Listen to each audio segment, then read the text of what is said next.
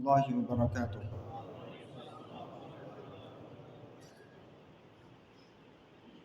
الحمد للہ رب العالمین والعاقبۃ للمتقین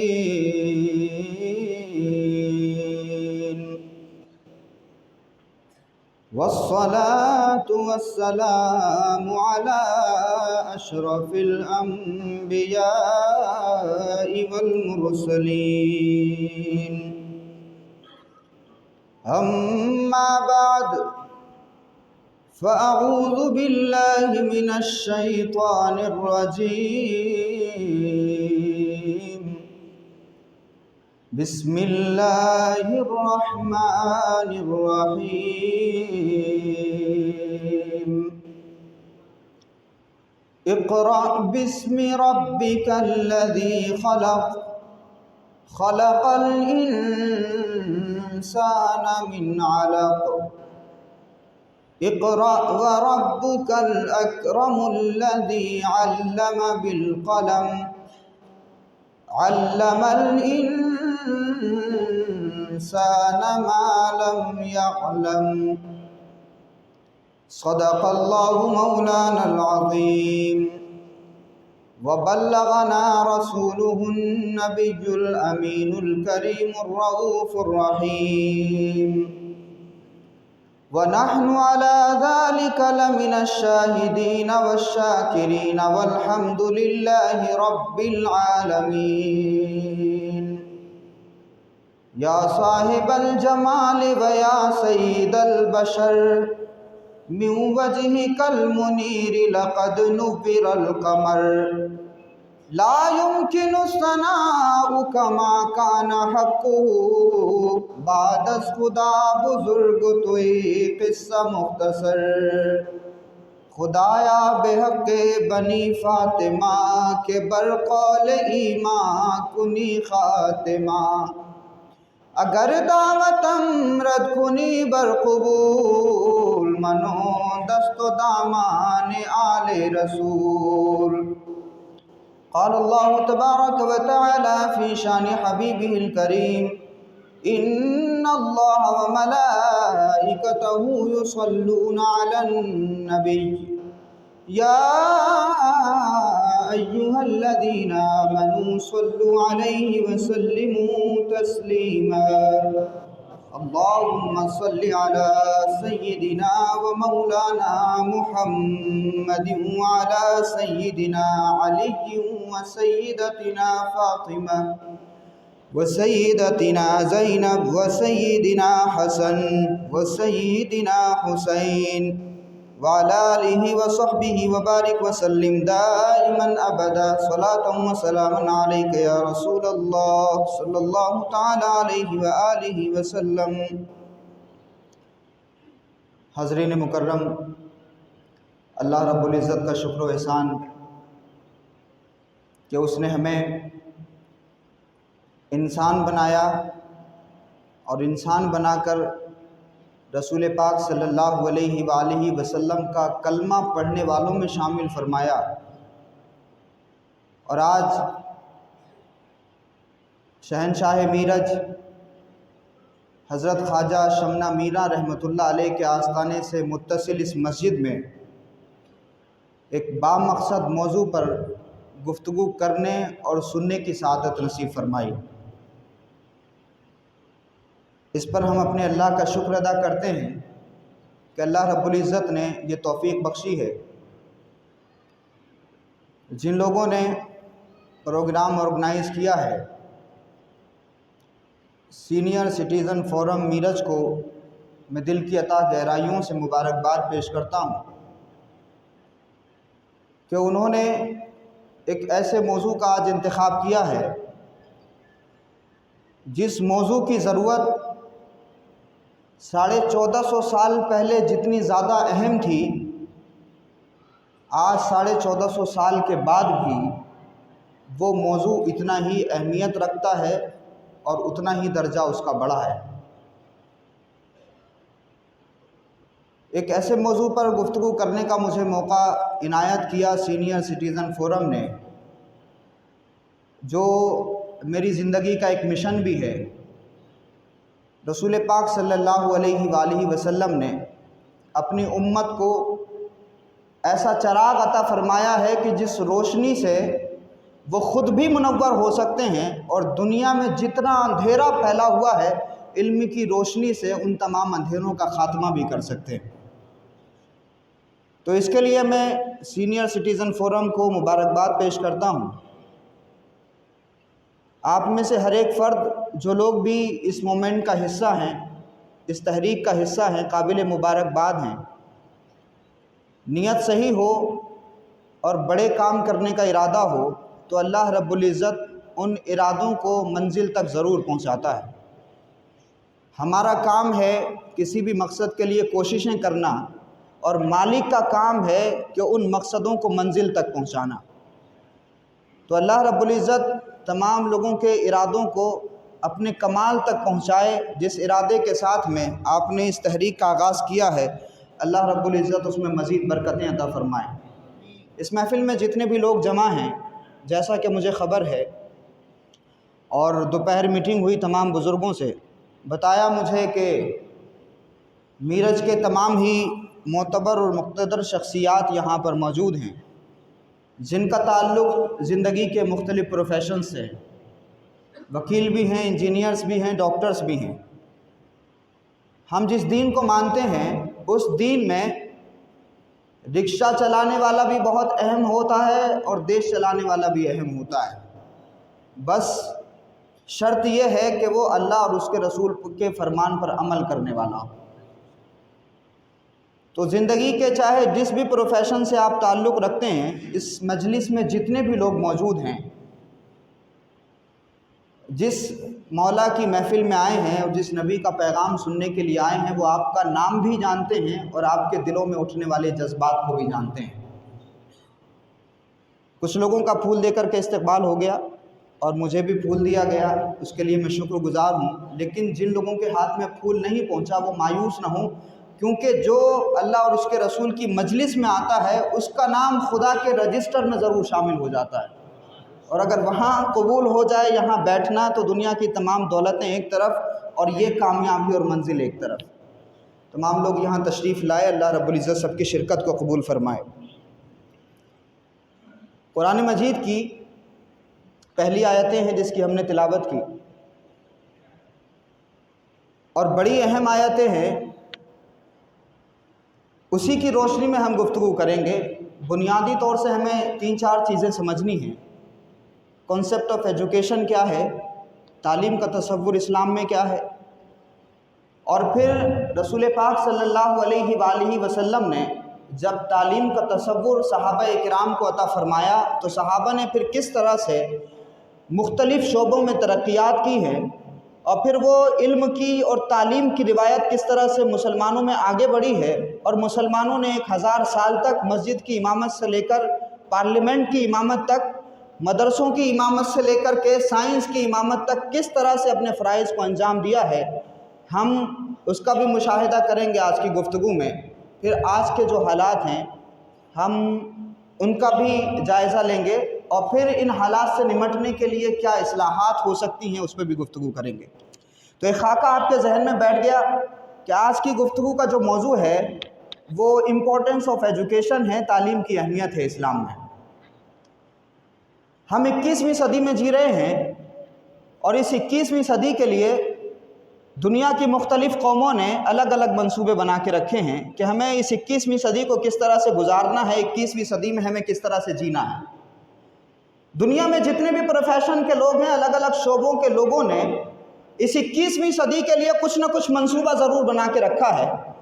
میڈیکل سائنس کے ماہرین نے یہ طے کیا ہوا ہے کہ ہم انسان کی ایک زیروکس کاپی بنا لیں گے، اور جس طرح سے انسان لوگوں کی خدمتیں کرتا ہے، دوسرے انسانوں کی خدمت کرتا ہے، تو جو کام انسان کرتا ہے وہ روبوٹ کی شکل میں انسان کے بجائے وہ روبوٹ ایک مشین کرنے لگے گی۔ تو میڈیکل سائنس کے ماہرین نے یہ طے کر لیا، اور اپنے طے شدہ منصوبے پہ میڈیکل سائنس کے ماہرین کام کر رہے ہیں، اور دنیا میں روبوٹ کی شکل میں ان کی حرکتوں کی برکتیں موجود ہیں۔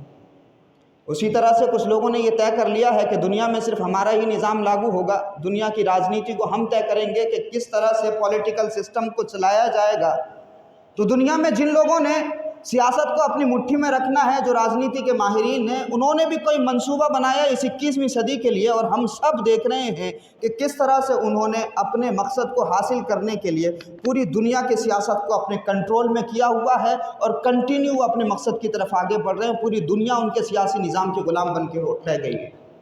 اور اسی طرح سے آپ دیکھیے کہ جو لوگ کاشتکاری کے ماہرین ہیں، انہوں نے بھی یہ طے کیا ہوا ہے کہ ہم خلاؤں میں ایسی زمین تیار کر لیں گے کہ ہم خلاؤں میں بھی کاشتکاری کریں گے، اور اس کی برکتیں بھی موجود ہیں۔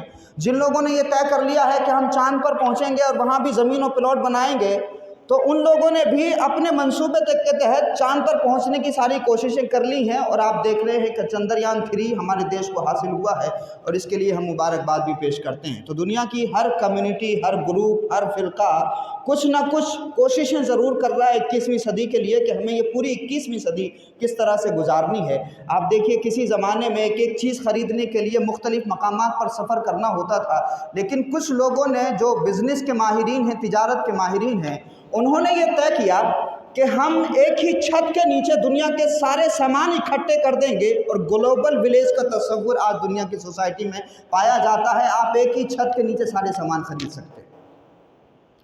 تو دنیا کی مختلف کمیونٹیز نے اس 21ویں صدی کے لیے کوئی نہ کوئی منصوبہ بنایا، کوئی نہ کوئی اسٹریٹجی بنائی، کوئی نہ کوئی پلاننگ کر رکھی ہے، اور انہوں نے اس منصوبے کو زمین پہ اتارنے کے لیے لگاتار حرکتیں اپنی جاری رکھی ہوئی ہیں، اور اس کی برکتیں دنیا میں آ رہی ہیں۔ وہ تبدیلیاں ہم سب اپنی آنکھوں سے دیکھ رہے ہیں۔ لیکن دنیا کی یہ سیکنڈ لارجسٹ پاپولیشن، جس کو مسلمان کہا جاتا ہے، جو دنیا کی دوسری بڑی آبادی ہے، جس کے دنیا میں تقریباً 57-58 ممالک ہیں، وہ قوم جس کے نبی کے اوپر قرآن مجید جیسا سدھانت نازل ہوا، وہ قوم کہ جس کے نبی تمام انبیاء کے سردار بن کر کے تشریف لائے ہیں، دنیا کی دوسری بڑی آبادی کے پاس میں اس 21ویں صدی گزارنے کے لیے کیا منصوبہ ہے، یہ سوال ہے۔ ہمارے پاس کیا منصوبہ ہے کہ ہم اس 21ویں صدی میں کیا کرنا چاہتے ہیں؟ کیا ہے کوئی 57-58 ممالک کے پاس میں کوئی منصوبہ کہ ہم اس 21ویں صدی میں کیا کرنا چاہتے ہیں؟ ہماری آنے والی یہ پوری صدی کیسی ہوگی؟ ہمیں کس طرح سے دنیا بھر میں اپنے سسٹم کو لاگو کرنا ہے؟ کیا ہم نے بھی کوئی منصوبہ بنایا 21ویں صدی کے لیے؟ اب پوری صدی کی بات تو دور ہے میاں، ہمارے پاس تو کل کا منصوبہ نہیں ہے کہ ہم کل کیا کرنے والے ہیں۔ ہم تو ایسی غفلت میں زندگی گزار رہے ہیں کہ ہمیں تو اسٹریٹجی کے نام کا کوئی مطلب ہی نہیں پتہ ہے۔ بس جس طرح سے دنیا کی دوسری مخلوق اپنی زندگی گزار رہی ہے، جانوروں سے بھی بدترین حالات میں ہم اپنی صبح و شام گزار رہے ہیں۔ احساس تک نہیں ہے ہمیں کہ دنیا نے ہماری تباہی اور بربادی کے لیے کیا کیا منصوبے بنا رکھے ہیں، اور دنیا میں کس طرح سے دجالی نظام آگے بڑھ رہا ہے، دنیا میں کس طرح سے کرپشن اور ظلم کا نظام آگے بڑھ رہا ہے۔ دنیا کی وہ قوم کہ جس کو یہ ذمہ داری دی گئی تھی کہ تمہیں ظلم کا خاتمہ کرنا ہے، تمام جو غیر انسانی حرکتیں دنیا میں ہو رہی ہیں ان اندھیروں کا خاتمہ کرنا ہے، تمہیں مظلوموں کی حمایت میں کھڑا ہونا ہے، ظالموں کے خلاف تمہیں تحریک چلانی ہے۔ جس قوم کو یہ ذمہ داری اور اسٹیٹس دے کے بھیجا گیا تھا، کنتم خیر امت اخرجت للناس تأمرون بالمعروف وتنہون عن المنکر، کہ تم بہترین امت ہو اس دنیا میں، اور تمہیں اس لیے بھیجا گیا ہے کہ دنیا میں ہر اچھائی کا فروغ مسلمان کے وجود سے ہونا چاہیے، اور ہر برائی کا خاتمہ مسلمان کے وجود سے ہونا چاہیے۔ تمہارا اسٹیٹس یہ رکھا مالک نے کہ تمہیں اپنے کلام میں بیسٹ کمیونٹی کہا، خیر امت کہا، تو جس کو خیر امت کہا ہے وہ قوم کس معاملات میں الجھی ہوئی ہے، کون سے کارنامے انجام دے رہی ہے؟ سوال یہ ہے۔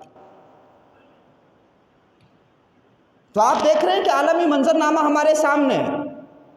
تو دنیا نے جو شیطانی نظام کو لاگو کرنے کے لیے منصوبے بنائے ہیں، وہ بھی ہم سب اپنی آنکھوں سے دیکھ رہے ہیں، اور انہوں نے اپنے بنائے ہوئے منصوبے کے تحت ساری دنیا کو اپنے کنٹرول میں کر لیا۔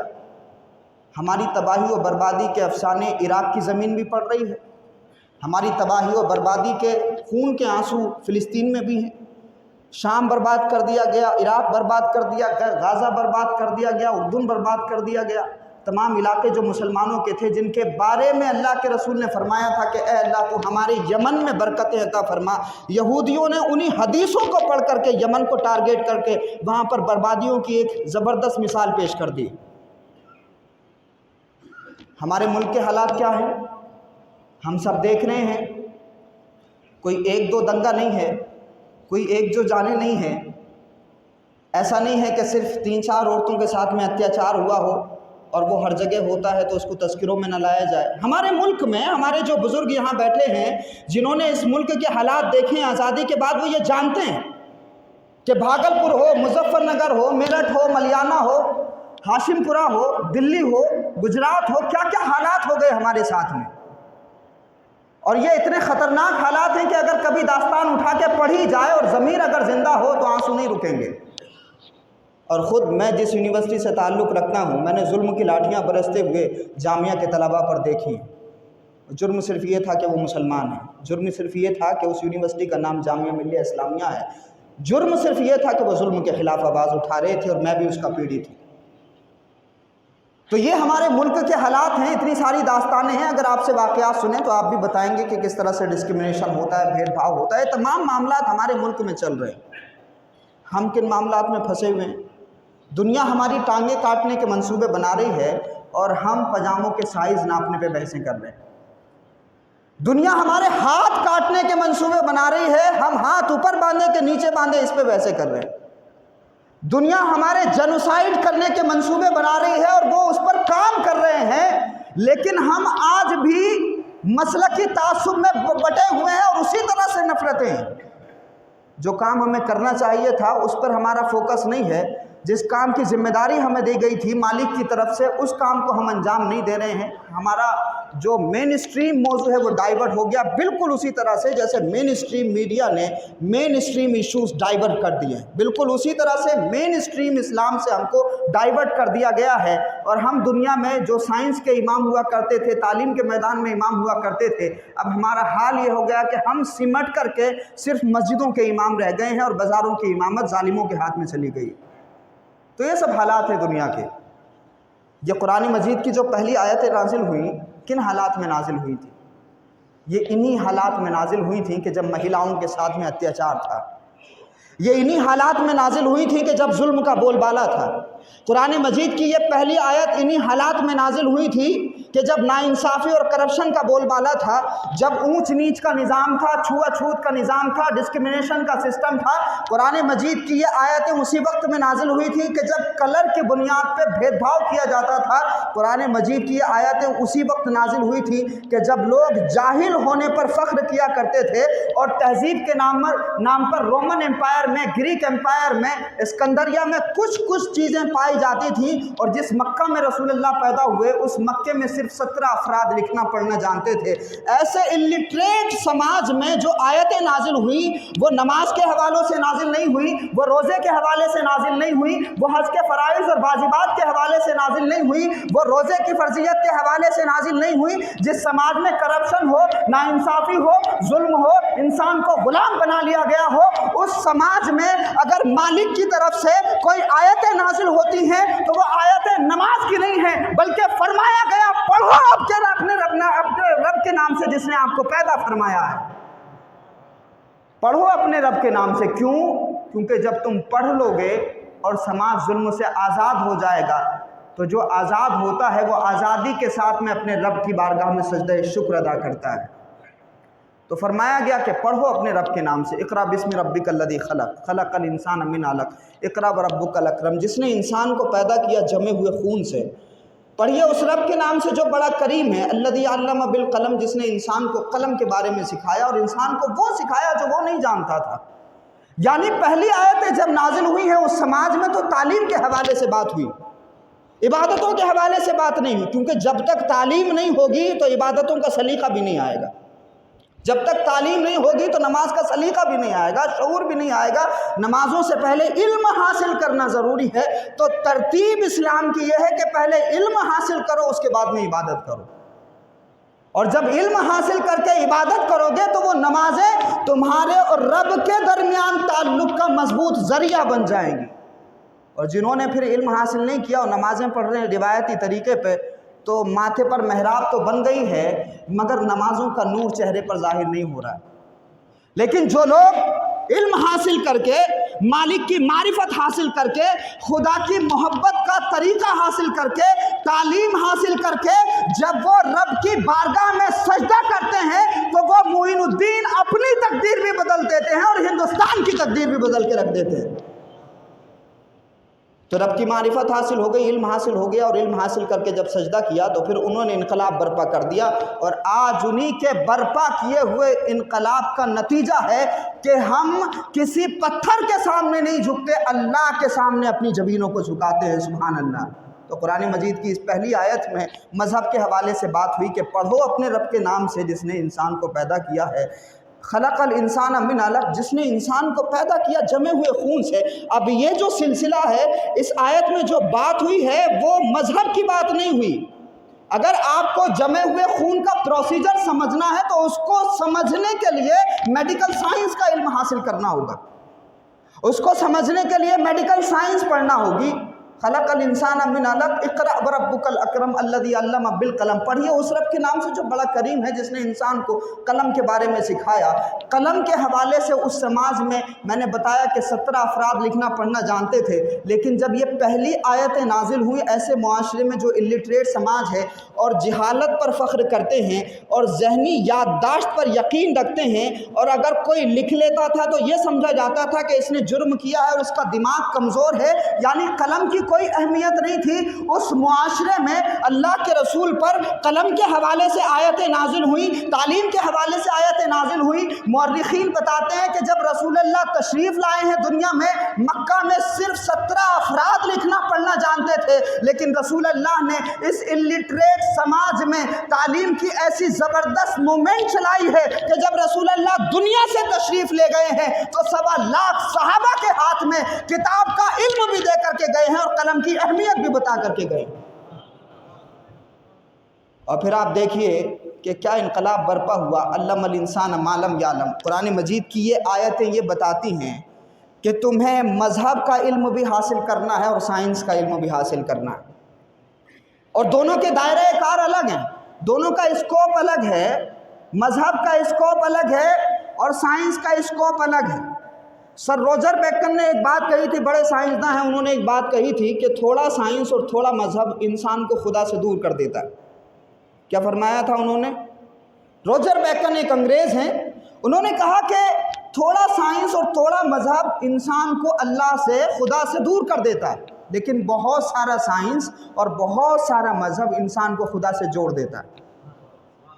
اب قرآن مجید کی آیت دیکھو کہ اللہ رب العزت نے کیا خوب بات ارشاد فرمائی، الذین یذکرون اللہ قیاما وقعودا وعلی جنوبہم ویتفکرون فی خلق السماوات والارض، کہ وہ لوگ جو اللہ کا ذکر کرتے ہیں قیام کی حالت میں، قعود کی حالت میں، یعنی نماز ادا کرتے ہیں، اور نماز کی ادائیگی کے ساتھ ساتھ میں زمین و آسمان میں غور و فکر کرتے ہیں، علم الکائنات یعنی کوسمولوجی کا علم حاصل کرتے ہیں، اور جب اس کائنات میں غور و فکر کرتے ہیں، زمین و آسمان میں فکر کرتے ہیں، غور کرتے ہیں، تو وہ اس سائنس سے گمراہ نہیں ہوتے، بلکہ جب غور و فکر کرتے ہیں تو ان کی غور و فکر اس نتیجے پر پہنچتی ہے کہ وہ اپنے رب کی بارگاہ میں ہاتھ اٹھاتے ہوئے یہ کہتے ہیں، ربنا ما خلقت ھذا باطلا، کہ اے ہمارے رب تو نے کیا کیا شاندار چیزیں پیدا فرمائی ہیں، سبحانک فقنا عذاب النار، بے شک تیری ذات پاک ہے، تو ہمیں جہنم کی آگ سے بچا لے۔ سبحان اللہ۔ تو فرمایا گیا کہ جو لوگ نماز بھی پڑھتے ہیں، قیام و قعود بھی کرتے ہیں اور زمین و آسمان میں غور و فکر کرتے ہیں، تو غور و فکر کرنے کا جو ایکسپیرینس ہے وہ سائنس دیتی ہے، اور نماز پڑھنے کا جو طریقہ ہے وہ مذہب بتاتا ہے۔ یعنی قرآن مجید کی جتنی بھی آیتیں آپ پڑھیں گے تو آپ کو ملے گا کہ اللہ رب العزت نے فرمایا سنوریہم آیاتنا فی الآفاق وفی انفسہم حتی یتبین لہم انہ الحق، کہ ان قریب ہم اپنی نشانیوں میں ان لوگوں کو دکھا دیں گے، جب یہ غور و فکر کریں گے تو یہ اس نتیجے پر پہنچیں گے کہ بے شک اللہ ہی حق ہے۔ قرآن مجید میں فرمایا گیا، پھر فرمایا گیا کہ ان فی خلق السماوات والارض واختلاف اللیل والنہار لآیات لأولی الالباب، کہ زمین و آسمان میں اور دن و رات کے بدلنے میں عقل مندوں کے لیے بہت ساری نشانیاں ہیں۔ اگر کوئی غور و فکر کرے، اگر کوئی تدبر کرے تو فرمایا کہ عقل مندوں کے لیے بہت ساری نشانیاں ہیں، لیکن اللہ نے فرمایا کہ ہم نے یہ ساری چیزیں پیدا فرمائی ہیں تم یہ کیوں نہیں دیکھتے بادل آسمان اور زمین کے درمیان لٹکا ہوا ہے؟ تم یہ کیوں نہیں دیکھتے کہ ہوائیں چلتی ہیں وتصریف الریاح والسحاب المسخر بین السماء والارض لآیات لقوم یعقلون، کہ تم یہ دیکھو کہ ہم نے ہواؤں کو چلایا ہے، بادل کو زمین اور آسمان کے درمیان لٹکایا ہے، جب اس بادل سے بارش برستی ہے تو مردہ کھیتیاں زندہ ہو جاتی ہیں۔ جب تم اس پورے پروسیجر پہ غور کرو گے تو تمہیں اللہ کی نشانیاں دکھائی دیں گی، اور جب تم نمازوں کے ساتھ ساتھ میں سائنس کا علم بھی حاصل کرو گے تو گمراہ نہیں ہوگے، بلکہ تمہیں حقیقت کے ساتھ میں، شریعت کے ساتھ میں معرفت کا علم بھی حاصل ہو جائے گا، اور تمہارا تعلق یہ غور و فکر اس کائنات کو بنانے والے خالق کے ساتھ میں مضبوط کر دے گی۔ تو قرآن مجید میں اس حوالے سے اس مضمون پر بہت ساری باتیں ہوئی ہیں۔ بتایا کیا گیا؟ بتایا یہ گیا کہ مذہب اور سائنس الگ نہیں ہیں، دونوں کا جو دائرہ کار ہے وہ الگ۔ مذہب کریٹر کے حوالے سے بات کرتا ہے، خالق کے حوالے سے رہنمائی کرتا ہے، اور سائنس کریشن کے بارے میں رہنمائی کرتی ہے، یعنی مخلوق کے بارے میں رہنمائی کرتی ہے۔ تو روجر بیکر نے جو بات کہی، قرآن مجید میں پہلے ہی یہ بات کہہ دی گئی کہ اگر کوئی مذہب کا علم حاصل کر لے بہت زیادہ اور سائنس کا علم بہت زیادہ حاصل کر لے تو اس کا تعلق اس کائنات کو بنانے والے خالق کے ساتھ میں مضبوط ترین ہوتا چلا جاتا ہے۔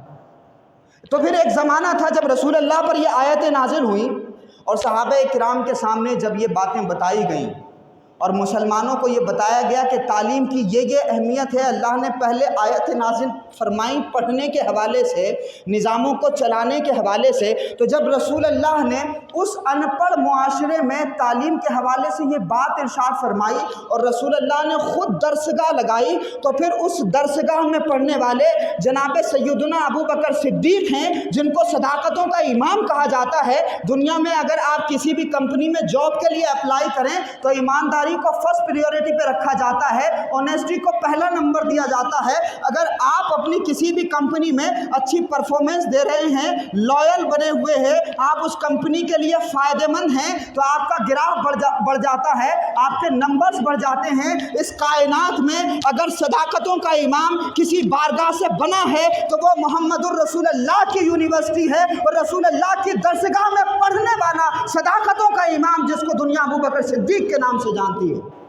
تو آنیسٹی کی جب بھی بات ہوگی تو آپ مثال پیش کر سکتے ہیں حضرت ابو بکر صدیق کی۔ آج دنیا میں انصاف کی بات ہو رہی ہے، جسٹس کی بات ہو رہی ہے، رسول اللہ نے انٹروڈیوس کرایا تھا کہ جسٹس کا نظام کیا ہوتا ہے، انصاف کس کو کہا جاتا ہے، عدالت کس کو کہا جاتا ہے۔ اس سماج میں کہ جہاں پر انصاف نام کی چڑیا کیا ہوتی ہے کوئی نہیں جانتا تھا، رسول اللہ نے اس ان پڑھ معاشرے میں عدالتوں کا امام حضرت عمر بن خطاب اپنی یونیورسٹی سے جاری فرمایا ہے۔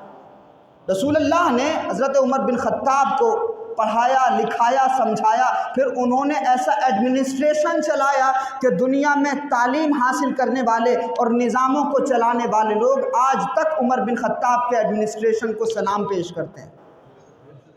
جس معاشرے میں ٹیزنگ کی جاتی تھی، چھیڑخانی کی جاتی تھی، مہیلاؤں کے ساتھ میں ایسا اتیاچار تھا کہ اگر کسی کا ریپ بھی ہوتا ہے تو کوئی نہ عدالت ہے، نہ کوئی پولیس ہے، نہ کوئی ایسا نظام ہے کہ جہاں پہ جا کر کے وہ مہیلا اپنے ساتھ ہوئے اتیاچار پر آندولن کر سکے، اپنی بات رکھ سکے۔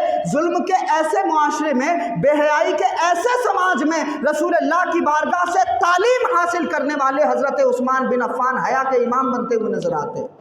جس سماج میں لوگ اپنی انا کے لیے لڑتے تھے، تعلیم کو ایسا پرموٹ کیا رسول اللہ صلی اللہ علیہ وآلہ وسلم نے کہ وہاں شجاعتوں کے امام مولا کائنات حیدر کرار پیدا ہوئے، اور مولا علی شیر خدا کرم اللہ وجہہ جب ایک جنگ کے دوران ایک بہت بڑے پہلوان پر قبضہ کر لیتے ہیں اور اس کے سینے پہ بیٹھ جاتے ہیں، تو جب اس نے مولا علی کے منہ پر تھوک دیا، مولا علی اٹھ گئے، اور جب اس نے کہا کہ آپ مجھے مار سکتے تھے، مارا نہیں۔ علی فرماتے ہیں کہ یہ علی اپنے لیے جنگ نہیں کرتا، اللہ اور اس کے رسول کے لیے جنگ کرتا ہے۔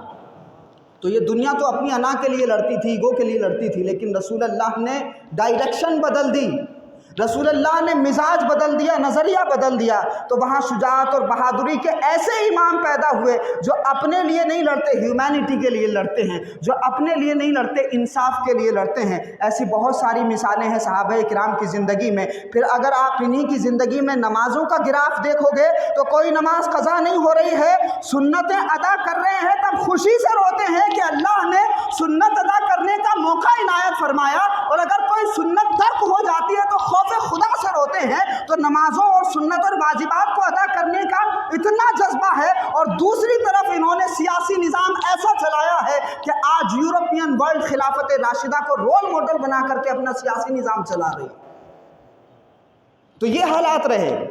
اب دوسری طرف آپ دیکھیے کہ اسی سماج میں رسول اللہ صلی اللہ علیہ وآلہ وسلم کے پاس میں ایک صحابی کو لایا گیا، کسی جنگ میں ان کا ہاتھ شہید ہو گیا تھا، تو رسول اللہ نے اپنے لعاب سے ان کا کٹا ہوا ہاتھ جوڑ دیا۔ یہ حضور کا معجزہ ہے، اس پر ایمان لانا ضروری ہے۔ لیکن اسی سماج میں رسول اللہ یہ بتا رہے ہیں کہ لوگوں یاد رکھنا، دنیا میں بیماری اس وقت تک نہیں آتی جب تک اللہ رب العزت اس کا علاج نہ اتار دے۔ سبحان اللہ۔ ایک طرف تو حال یہ ہے کہ کٹا ہوا بازو جوڑ دیا، اور دوسری طرف حضور یہ ارشاد فرما رہے ہیں کہ دنیا میں کوئی بیماری اس وقت تک نہیں آتی جب تک اللہ رب العزت اس کا علاج نہ اتار دے۔ تو یہ بات اس لیے بتائی گئی تھی کہ اگر دنیا میں کوئی بھی بیماری آتی ہے تو مسلمان کا عقیدہ یہ ہونا چاہیے کہ وہ بیماری لا علاج نہیں ہے، بلکہ اس کائنات میں غور و فکر کر کے جڑی بوٹیوں میں تلاش کر کے اس لا علاج بیماری کا علاج تلاش کرنا، یہ بھی مسلمان کی ذمہ داری ہے۔ تو رسول اللہ نے میڈیکل سائنس کی طرف جب یہ ترغیب دلائی تو حضرت حارث بن کلدہ رسول اللہ صلی اللہ علیہ وآلہ وسلم کے زمانے کے وہ مشہور ڈاکٹر ہیں کہ مدینے میں جب کوئی بیمار ہو جاتا تھا تو ان کی بارگاہ میں جا کر کے لوگ دوائیاں لیتے تھے۔ تو رسول اللہ نے پھر اس طرح سے اس سماج کے اندر تعلیم کو پرموٹ کیا، اور آپ دیکھیے کہ تعلیم کا اس سے بہتر تصور اور کیا ہو سکتا ہے، اس سے بہتر اہمیت اور کیا ہو سکتی ہے کہ رسول اللہ نے سب سے پہلے لوگوں کو یہ کہا کہ لوگوں طلب العلم فریضۃ علی کل مسلم و مسلمہ، کہ علم حاصل کرنا ہر مسلمان مرد و عورت پر فرض ہے۔ اب اس کی اہمیت کا اندازہ آپ کو ایسے نہیں ہوگا، اس کی اہمیت کا آپ اندازہ اس بات سے لگائیے کہ آج چارٹر آف ہیومن رائٹس بنا اگست 1948 میں تعلیم کو ہر انسان کا بنیادی حق قرار دیا گیا کہ یہ رائٹ ٹو ایجوکیشن ہر انسان کا فنڈامنٹل رائٹ ہے، ہر انسان کا بنیادی حق ہے۔ لیکن رسول اللہ صلی اللہ علیہ وآلہ وسلم نے جب تعلیم کے حوالے سے بیان فرمایا تو یہ نہیں کہا کہ یہ رائٹ ہے، یہ حق ہے، بلکہ فرمایا کہ یہ تمہاری ڈیوٹی ہے، تمہارا فرض ہے کہ تم علم حاصل کرو، اور تمہیں علم حاصل کرنا ہی چاہیے، فرض ہے۔ حق اگر چھوڑ دو تو آپ کی مرضی ہے، چاہے چھوڑ دو چاہے لے لو، ثواب اور عذاب نہیں ہوگا اس پہ، اگر مل جائے گا تو اچھی بات ہے، اگر چھوڑ بھی دو گے تو کوئی فرق نہیں پڑتا۔ لیکن فرض وہ چیز ہوتی ہے کہ اگر اس کو آپ ترک کر دو گے تو گنہگار ہو جاؤ گے۔ تو دنیا کی ہیومن رائٹس کی تنظیمیں اور تعلیم کے پرموشن کی بات کرنے والے لوگ جو ہیومن رائٹس کی بات کر رہے ہیں، آج بھی 1450 سال کے بعد میں ان کا تصور وہاں نہیں پہنچا جو 1450 سال پہلے رسول اللہ نے تعلیم کی امپورٹنس بتائی تھی کہ فرض ہے تعلیم حاصل کرنا۔ اور اس سے بھی آگے ایک بات بتاؤں، جب پہلی جنگ ہوئی جس کو جنگ بدر کہا جاتا ہے، واقعہ آپ نے بار بار سنا ہے کہ جنگ بدر میں رسول اللہ صلی اللہ علیہ وآلہ وسلم کو اللہ رب العزت نے چھوٹے سے لشکر کو بہت بڑی فوج پر فتح عطا فرما دی تھی۔ پھر جب کچھ گرفتار ہو گئے قیدی تو ہوتا تو یہ ہے کہ بھئی جو گرفتار ہوئے ہیں ان کو مار دیا جائے، ان کو ایسی عبرتناک سزا دی جائے کہ ان کی گردن کاٹ کر کے شہر کے دروازے پر لٹکا دی جائے تاکہ دنیا دیکھ لے کہ جو ہمارے ساتھ لڑتا ہے ہم اس کا یہ حشر کرتے ہیں۔ دہشت پھیلائی جاتی ہے، دہشت گرد یہی کام کرتے ہیں، اور دنیا میں جو فلسطین کو برباد کر رہے ہیں وہ ظالم اسی وجہ سے یہ سب حرکتیں کرتے ہیں تاکہ دنیا دیکھ لے ہم کتنے خطرناک لوگ ہیں۔ ہم سے اگر کوئی ٹکرائے گا تو اس کا انجام کیا ہوگا۔ اسی وجہ سے فلسطین کے آس پاس رہنے والا کوئی بھی مسلم ملک نہیں بول رہا کیونکہ وہ جانتا ہے ہمارا حشر کیا ہوگا، لیکن جو اللہ سے ڈرتا ہے وہ کسی سے نہیں ڈرتا۔ رسول اللہ صلی اللہ علیہ وآلہ وسلم نے جب ان تمام لوگوں کو قید کر لیا اور جب وہ قیدی حضور کی بارگاہ میں لائے گئے تو بڑا زبردست حسن سلوک ان کے ساتھ میں کیا گیا۔ رسول اللہ صلی اللہ علیہ وآلہ وسلم نے فرمایا، لوگوں سے پوچھا کہ میرے صحابہ اب بتاؤ ان قیدیوں کے ساتھ میں کیا کیا جائے، ان قیدیوں کے ساتھ میں کیا کیا جائے؟ تو ان تمام لوگوں کا منصوبہ تو یہ تھا کہ ہم رسول اللہ کی گردن کاٹ کر کے اس بوری میں بھر کر کے لائیں گے معاذ اللہ۔ تو وہ تو اس ارادے سے مکہ سے نکلے تھے کہ ہم مسلمانوں کو قتل کر دیں گے اور ان بوریوں میں ان کی کھوپڑیاں بھر کر کے لائیں گے، لیکن اللہ نے مسلمانوں کو فتح عطا فرمائی۔ اب اس ارادے کے ساتھ میں آنے والے لوگوں کے ساتھ میں کیسا سلوک ہے رسول اللہ کا، وہ ذرا ملاحظہ کریے کہ جب حضور نے پوچھا صحابہ سے تو صحابہ غصے میں تھے، ان کا مال لوٹ لیا گیا تھا مکہ میں، ان کی زمینوں پر قبضے کر لیے گئے تھے، تو صحابہ نے اپنے اپنے حوالے سے بہت سارے مشورے دیے کہ آپ ایسا کر دیں ایسا کر دیں، لیکن رسول اللہ صلی اللہ علیہ وآلہ وسلم نے فرمایا کہ بھائی جو قیدی جزیہ دے سکتا ہے وہ جزیہ دے کر کے رہا ہو جائے، اور اگر کسی کے پاس میں چھوٹنے کے لیے پیسے نہیں ہیں تو ہمارے 10 بچوں کو پڑھا دے گا، اس کو آزاد کر دیا جائے گا۔ سبحان اللہ۔ یعنی وہ لوگ جو قتل کے ارادے سے آئے ہیں، قاتل بن کر کے آئے ہیں، جو مقابلے میں کھڑے تھے، وہی لوگ اب جب رسول اللہ ان پر فتح یاب ہو گئے ہیں تو آقا علیہ الصلوۃ والسلام نے فرمایا ہمارے 10 بچوں کو پڑھاؤ، تمہیں آزاد کر دیا جائے۔ اب ایک بات غور و فکر کرنے کی ہے، جو یہ سمجھتے ہیں کہ صرف مدرسے میں دین پڑھایا جاتا ہے اور اگر کوئی میڈیکل سائنس کا علم حاصل کر لے تو وہ دین نہیں، وہ دنیا دار ہے، اگر کوئی BBA کر رہا ہے MBA کر رہا ہے تو وہ دنیا دار ہے، اور جو مدرسے میں پڑھ رہا ہے وہ عالم دین ہے، وہ دین کا علم حاصل کر رہا ہے۔ اب یہ تصور رکھنے والے لوگ یہ سنیں کہ رسول اللہ جب کافروں کو فرما رہے ہیں کہ بھئی تم ان کو پڑھاؤ، ہمارے بچوں کو پڑھاؤ، تو وہ کفار مکہ کیا قرآن مجید کی تفسیر پڑھائیں گے؟ جی، وہ جو کفار مکہ ہیں وہ حدیث کی تشریح بیان کریں گے؟ وہ کفار مکہ کیا علم پڑھائیں گے؟ نمازوں کی فرضیت کے بارے میں بتائیں گے؟ وہ کفار مکہ کیا پڑھائیں گے؟ وہ کفار مکہ وہی پڑھائیں گے جو اس زمانے کی ایڈوانس نالج ہوگی، جو اس زمانے کی ایڈوانس تعلیم ہوگی، وہ کفار مکہ وہی پڑھائیں گے۔ یعنی رسول اللہ یہ بتا رہے ہیں کہ مسلمانوں کبھی یہ مت سوچنا کہ تعلیم کا کوئی مذہب ہوتا ہے، یعنی مسلمان یہ کبھی نہ سوچے کہ تعلیم کا کوئی مذہب ہوتا ہے۔ مذہبی نظریے سے اگر کوئی بھی تعلیم حاصل کی جائے تو اگر کوئی میڈیکل سائنس کا علم حاصل کرتا ہے، اگر کوئی انجینئرنگ کر رہا ہے، اگر کوئی جغرافی کا ایکسپرٹ ہے، اگر کوئی دنیا کی کسی بھی یونیورسٹی میں جا کر کے علم حاصل کر رہا ہے، نظریہ اگر مذہبی ہے تو میڈیکل سائنس کا علم حاصل کرنے والا بھی دیندار ڈاکٹر بن سکتا ہے، وہ بھی دین کا علم حاصل کر رہا ہے، کیونکہ دنیا میں جتنے بھی علوم ایگزسٹ کر رہے ہیں سب علوم کا سرچشمہ قرآن مجید ہے۔ یہ صرف مرنے کے لیے نہیں ہے، یہ صرف اس لیے نہیں ہے کہ کسی کی روح نہ نکل رہی ہو تو سورہ یاسین پڑھ دی جائے، یہ قرآن مجید صرف اس لیے نہیں ہے کہ فلاں کا انتقال ہو گیا اور تیجے میں فاتحہ کر لیں، قرآن مجید پڑھ کے ایصال ثواب کر دیں۔ بے شک یہ تو قرآن مجید کا بونس ہے، یہ مین کیس نہیں ہے، یہ تو اسٹارٹر ہے۔ تو قرآن مجید پڑھ کر کے بے شک فائدہ یہ ہوگا کہ اگر کسی کو تکلیف ہو رہی ہے تو قرآن شفاء للناس ہے، سب کے لیے شفا ہے، تو بے شک شفا ہے یہ قرآن مجید۔ اگر کسی کو تکلیف ہے تو پڑھ کر دم کر دو تو ہمارا ایمان ہے کہ ہاں اس سے فائدہ ہوگا، لیکن یہ قرآن مردہ کرنے کے لیے، مارنے کے لیے نہیں آیا تھا، مرنے والے سماج کو زندگی عطا کرنے کے لیے آیا تھا۔ یہ قرآن مردہ معاشرے کو زندہ سماج بنانے کے لیے آیا تھا۔ اب آپ دیکھو کہ رسول اللہ صلی اللہ علیہ وآلہ وسلم نے جب یہ ارشاد فرمایا کہ تم ہمارے بچوں کو پڑھاؤ، تو اس زمانے کی جو ماڈرن ٹیکنالوجی ہوگی یا جو ماڈرن سائنس ہوگی وہی علوم پڑھائیں گے، تو رسول اللہ نے اپنے صحابہ کو، اپنے بچوں کو فرمایا کہ تم ان سے علم حاصل کرو۔ یعنی فرمایا یہ گیا کہ مسلمان ہر علم حاصل کرے، کیمسٹری بھی پڑھے، جغرافی بھی پڑھے، ہسٹری بھی پڑھے، اکنامکس بھی پڑھے، پولیٹیکل سائنس بھی پڑھے، میڈیکل سائنس بھی پڑھے، فقہ بھی پڑھے، حدیث بھی پڑھے، تفسیر بھی پڑھے، تصوف بھی پڑھے، سب پڑھے، لیکن اگر یہ مذہبی نظریے سے علم حاصل کیا جائے گا تو اس کا نتیجہ یہ ہوگا کہ مذہبی نظریے سے علم حاصل کرنے والا ڈاکٹر جب اسپتال میں پہنچے گا تو وہ کسی کی کڈنی نہیں بیچے گا، بلکہ بسم اللہ پڑھ کر کے آپریشن شروع کرے گا، اور جو اس کے جائز پیسے ہوں گے رسول اللہ کے فرمان کے مطابق وہ جائز پیسے لے گا، اور کسی مردے سے زبردستی پیسے نکلوانے کی کوشش نہیں کرے گا۔ لیکن دنیا میں ہو کیا رہا ہے؟ کیا ہو رہا ہے؟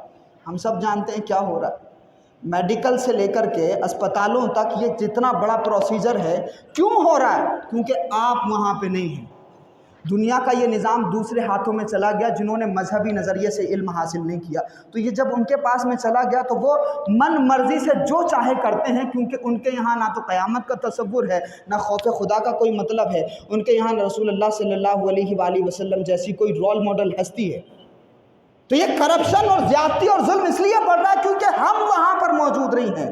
لیکن پھر ایک زمانہ تھا کہ جب رسول اللہ نے اس طرح سے مسلمانوں کے درمیان تعلیم کو فروغ دیا اور مسلمانوں کو فرمایا کہ ہر علم حاصل کرو، ہر علم تمہارا علم ہے، ہر علم دینی علم ہے اگر نیت صحیح ہو۔ ایک موقع پر رسول اللہ فرماتے ہیں کہ اگر کوئی شخص دین کا علم حاصل کرے، قیامت میں جب وہ اپنے رب کی بارگاہ میں پہنچے گا، اللہ اس سے پوچھے گا کہ تو میرے لیے کیا لایا ہے، تو وہ عرض کرے گا کہ باری تعالیٰ میں نے حدیث کا علم حاصل کیا، قرآن کا علم حاصل کیا۔ اللہ فرمائے گا کیوں حاصل کیا؟ تو وہ بندہ کہے گا باری تعالیٰ اس لیے میں نے پڑھا تھا تاکہ لوگوں کو تیری معرفت حاصل ہو جائے۔ اللہ فرمائے گا کہ تو نے اس لیے نہیں پڑھا تھا، تو نے تو اس لیے پڑھا تھا کہ لوگ تجھے ہار پہنائیں، تیرا استقبال کریں، تجھے عزت دیں۔ تو جس مقصد سے تو نے حدیث و قرآن پڑھا تھا وہ مقصد تو تجھے دنیا میں مل گیا، اب میری بارگاہ سے کیا لینے آیا ہے؟ اللہ فرمائے گا کہ اے فرشتوں اس کو جہنم میں پھینک دو، اس نے دنیا کمانے کے لیے علم حاصل کیا۔ اللہ اکبر۔ اب آپ کو تصور تو سمجھ میں آ گیا نا، تصور سمجھ میں آ گیا قرآن کا، یہ کیا ایجوکیشن کا تصور اسلام میں کیا ہے؟ یعنی ہر علم دینی علم ہے اگر نیت صحیح ہو، اور اگر نیت خراب ہے تو مدرسے میں پڑھنے والا علم بھی ایک انسان کی دنیا اور آخرت برباد کر سکتا ہے۔ اب جب اس تصور کے ساتھ میں مسلمانوں نے علم کو فروغ دیا تو دنیا میں عربوں کے تعلقات دوسری دنیا سے نہیں تھے، رومن امپائر سے ان کے تعلقات نہیں تھے کیونکہ وہ زبانیں نہیں جانتے تھے، کیونکہ عبرانی یہودیوں کی زبان ہے۔ تو عام طور سے آج کے دور میں تو تھوڑی بہت اویئرنیس آئی ہے، لیکن پچھلے 50-60 سال پہلے حال یہ تھا کہ ہمارے مدرسوں سے یہ فتوے گئے کہ انگریزی پڑھنا ناجائز و حرام ہے، جو انگریزی پڑھتا ہے وہ حرام کام کرتا ہے۔ لیکن رسول اللہ صلی اللہ علیہ وآلہ وسلم نے اپنے صحابہ کو ارشاد فرمایا کہ تم اسکندریہ میں جا کر کے عبرانی زبان حاصل کرو۔ کس کی زبان حاصل کرو؟ یہودیوں کی جو زبان ہے، جو زبان یہودی بولتے تھے وہ جا کر کے سیکھو۔ اور حضرت حسان بن ثابت رضی اللہ تعالیٰ عنہ نے وہ جا کر کے ہبرو زبان سیکھی، عبرانی زبان سیکھی، اور اس ادارے میں الیگزینڈریا کے اس ادارے میں جتنی بھی زبانیں سکھائی جاتی تھیں ساری زبانوں کا علم حضرت حسان بن ثابت اور دوسرے صحابہ نے حاصل کیا۔ یہ زبانیں اس لیے پڑھی گئی تھی کہ اگر تم ان کی زبانیں نہیں سیکھو گے تو اللہ اور اس کے رسول کا پیغام ان تک نہیں پہنچا سکو گے، اور تم ان سے اپنے تجارتی تعلقات بھی نہیں بنا پاؤ گے، تم دنیا میں امن و امان قائم کرنے کے لیے سفارتی تعلقات بھی نہیں بنا پاؤ گے۔ تو وہ زبانیں حاصل کرو تاکہ تمہارا انٹریکشن ہو ان سے۔ آج آپ دیکھیے ساری دنیا میں انگریزی سے زیادہ دھیرے دھیرے چائنیز کا کلچر بڑھتا چلا جا رہا ہے، اور چائنیز کی مارکیٹ ساری دنیا میں پھیل رہی ہے، اور آپ دیکھیے گا کہ کچھ دنوں بعد میں چائنا ساری دنیا پہ قابض ہو جائے گا۔ تو اس زمانے میں حالانکہ یہ حدیث میں نے کہیں پڑھی نہیں ہے، لیکن فرمایا گیا کہ اطلبوا العلم ولو کان بالصین، کے علم حاصل کرو اگرچہ تمہیں چین جانا پڑے۔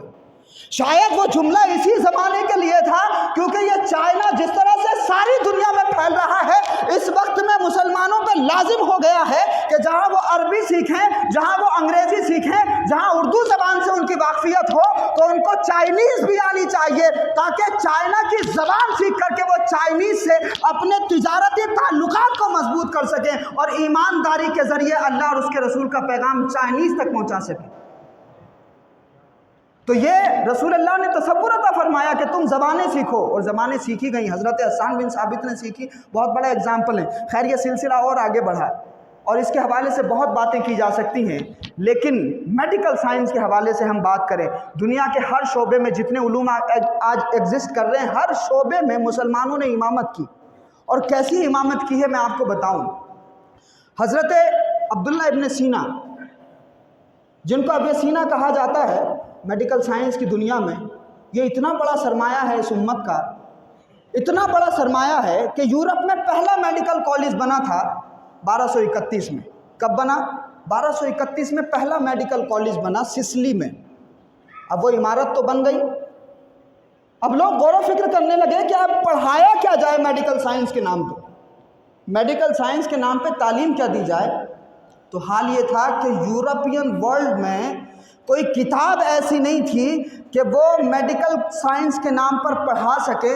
قربان جاؤ کہ آپ ہی کی قوم کا ایک شخص تھا جس نے ایک کتاب لکھی القانون فی الطب، جس نے پلیٹو کے نظریات کو، ارسطوٹل کے نظریات کو اس کتاب میں جمع کیا تھا اور اپنے زمانے کی میڈیکل سائنس کی جو ریسرچز تھی وہ اس میں جمع کی، اور اس کتاب میں جمع کر کے دنیا کو ایسا خزانہ عطا کر کے گیا وہ شخص کہ جب یورپ میں پہلا میڈیکل کالج بنا تو یورپین ورلڈ کو یہ تلاش مجھے بعد میں نہیں مل پا رہا تھا کہ اپنی دنیا میں کون سی کتاب پڑھائی جائے۔ انہوں نے اگر رخ کیا تو انہی مسلمانوں کی طرف رخ کیا، اور ان کو مسلمانوں میں یہ کتاب ملی جس کو القانون فی الطب کہا جاتا ہے۔ القانون فی الطب کا انگریزی میں ٹرانسلیشن ہوا جس کا کینن آف میڈیسن کے نام سے تعارف کرایا گیا، یعنی دنیا کے پہلے میڈیکل کالج میں میڈیکل سائنس کے نام پہ جو کتاب پڑھائی گئی وہ آپ ہی کی قوم کے ایک شخص عبداللہ ابن سینا کی لکھی ہوئی کتاب تھی۔ کینن آف میڈیسن پڑھائی گئی۔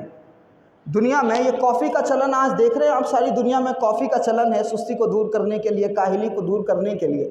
یہ نوجوان یہاں موجود ہیں، 12th کر لیا، جنہوں نے BA کر لیا، MBA کر لیا، لیکن اپنے پرکھوں کی تاریخ سے یہ واقف نہیں ہیں۔ اور حال یہ ہے کہ ہم نے جو کارنامے دنیا میں انجام دیے تھے، جو علم کے ڈاکو ہیں، ایک تو جیب کترا ہوتا ہے جو جیب کاٹتا ہے، وہ ایک بڑی دنیا ہے جنہوں نے علم پر ڈاکہ ڈال لیا اور ہمارے کیے ہوئے کارناموں پر اپنی مہر لگا دی انہوں نے۔ رونا اس بات پر نہیں ہے، رونا تو اس بات پر ہے کہ جس قوم کی وہ وراثت ہے اور جس قوم کے لوگ تھے وہ قوم ان کے بارے میں نہیں جانتی کہ وہ کیا تھے اور انہوں نے دنیا میں کیا کنٹریبیوشن کیا، انہوں نے دنیا کو دیا کیا ہے، وہ قوم نہیں جانتی اپنے بزرگوں کے بارے میں۔ اور آج یہ میں پھر سے مبارکباد پیش کرتا ہوں سینئر سٹیزن فورم کو کہ مسجد کے پلیٹ فارم سے اس طرح کی بات ہو رہی ہے۔ جب سے یہودیوں نے یہ تصور دیا کہ مذہب الگ ہے اور سائنس الگ ہے تو مسجد میں نمازوں کی فضیلت پہ تو بات ہوئی ہے لیکن میڈیکل سائنس کی فضیلت پہ بات نہیں ہوئی۔ جب سے ان مسجدوں میں روزے کی فضیلت پہ بات ہوئی تو صرف ایک پہلو یہ بتایا گیا کہ روزے رکھنے سے اللہ خوش ہوتا ہے اور روزے دار کے منہ کی خوشبو مشک سے زیادہ بہتر ہے اللہ کے نزدیک۔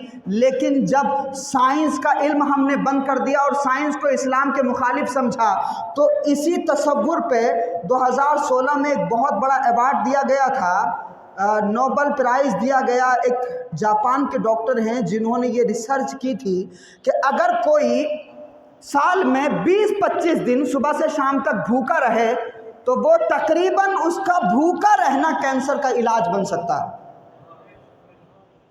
اس نے غور و فکر کیا اس بات پہ تو اس نے دنیا کے سامنے ایک نظریہ پیش کیا کہ اگر کوئی صبح سے شام تک سال بھر میں 20-25 دن بھوکا رہ لے تو بھوکا رہنے کی وجہ سے جو کینسر کے سیلز ہوتے ہیں وہ سیلز کھا لیتا ہے جسم کا دوسرا حصہ تو کینسر کے اثرات کم ہو جاتے ہیں۔ اور اس نے یہ ریسرچ دنیا کے سامنے پیش کی تو دنیا نے اس جاپانی ڈاکٹر کو نوبل پرائز دیا۔ افسوس اس بات کا ہے کہ جس قوم کے اندر یہ تصور 1450 سال پہلے سے موجود ہے وہ قوم صرف مذہبی اینگل تلاش کرتی ہے، کبھی سائنسی نظریے سے اس روزے کو نہیں دیکھا، اور جب دنیا نے دیکھا تو اس کو نوبل پرائز مل گیا۔ یہ اسی وجہ سے ہوا کیونکہ ہم نے مسجد سے سائنس کو غائب کر دیا اور یہودیوں نے بڑی ہی چالاکی سے یہ ڈاکہ ڈالا ہمارے ذہنوں پہ اور ہماری علمی وراثت پہ کہ جنہوں نے نمازوں کی فضیلت بتائی ان کا تو عرس منایا گیا، لیکن جنہوں نے فلسفوں کے ذریعے، سائنسز کے ذریعے خدا کی معرفت کا راستہ بتایا ہے ان کو ہم نے پوری طرح سے بھلا دیا۔ اور اسی لیے علامہ اقبال نے کہا کہ واہ ناکامی متائے کارواں جاتا رہا، کارواں کے دل سے احساس زیاں جاتا رہا۔ کہ ایک تو ہماری ناکامی یہ تھی ہمارے قافلے کا سامان چوری ہو گیا، رونا تو اس بات پر تھا کہ ہمارے قافلے کا سامان چوری ہو گیا، اور اس سے بھی بڑی ناکامی یہ ہے کہ جو چوری ہو گیا ہے اس کے چوری ہو جانے کا احساس تک ہمیں نہیں ہے، ہمیں یہ پتہ ہی نہیں ہے کہ ہمارا غائب کیا ہوا ہے، ہمارا چھن کیا گیا۔ تو دنیا میں کافی کا تصور آج پایا جاتا ہے سستی کو دور کرنے کے لیے۔ ایک عام سا چرواہا تھا مسلمان اگر چرواہا بھی ہوتا تھا تو وہ خدا کی کائنات میں غور و فکر کرتا تھا، اور نماز کا وقت ہوتا تھا تو وہ جانتا تھا کہ اب سورج کہاں پہنچا ہے، ظہر کی نماز کا وقت ہے کہ عصر کی نماز کا وقت شروع ہو گیا۔ اتنی سائنس آتی تھی اس زمانے کے لوگوں کو جب گھڑی ایجاد نہیں ہوئی تھی۔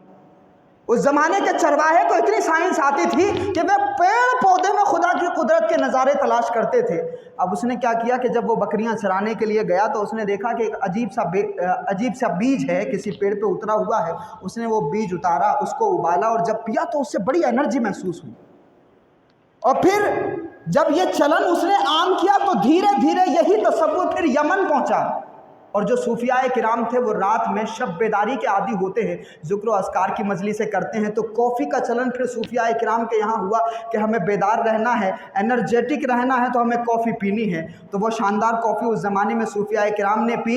ये यूरोपियन वर्ल्ड तो कॉफ़ी के तसव्वुर से भी वाकिफ़ नहीं था। 1645 का ज़माना है जब ये यमन और शाम से होते हुए जब मुसलमानों ने कॉफ़ी को पुराना कर दिया था, तब अंग्रेज़ों को हमारी खैरात मिली और तब इन्होंने पहचाना कि कॉफ़ी क्या होती है। लेकिन इस वक्त कॉफ़ी का कारोबार कौन कर रहा है? कौन कॉफ़ी का कारोबार कर रहा है? होना तो ये चाहिए था कि तुम्हारे हाथ में होती इतनी बड़ी वर्कशॉप और तुम्हारे हवाले से जानी जाती, लेकिन हम हैं कहाँ? कुरान मजीद में शहद के हवाले से बात की गई, शहद की फजीलतों के हवाले से बात की गई।